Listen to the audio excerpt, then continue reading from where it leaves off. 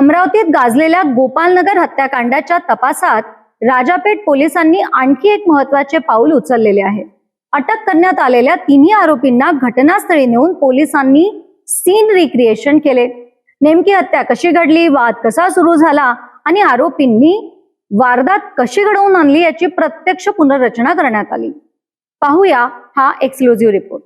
गोपालनगर येथील सुतगिरणी परिसरात 65 वर्षीय माणिक बडीराम बोरकर यांच्या हत्येप्रकरणी राजापेठ पोलीस सखोल तपास करीत आहेत। या तपासाचा भाग म्हणून पोलिसांनी अटक केलेल्या तिन्ही आरोपींना कडेकोट बंदोबस्तात घटनास्थळी आणून सीन क्रिएशन केलेत। घटनेच्या ठिकाणी आरोपींकडून संपूर्ण घटनाक्रम पुन्हा करून घेण्यात आला। वाद नेमका कुठे झाला, हल्ला कसा करण्यात आला आणि त्यानंतर आरोपींनी काय केलेत याची माहिती पोलिसांनी प्रत्यक्ष पडताळून पाहिली। प्राथमिक तपासानुसार सिगारेट मागण्याच्या क्षुल्लक कारणावरून झालेला वाद पुढे विकोपाला गेला आणि त्यातून धारदार शस्त्राने हल्ला करून माणिक बोरकर यांची हत्या करण्यात आली। राजापेठ पोलिसांनी काही तासातच तिन्ही आरोपींना अटक केली असून आता सीन क्रिएशनद्वारे घटनास्थळावरील पुरावे आणि आरोपींचे जबाब यांची पडताळणी केली जात आहे।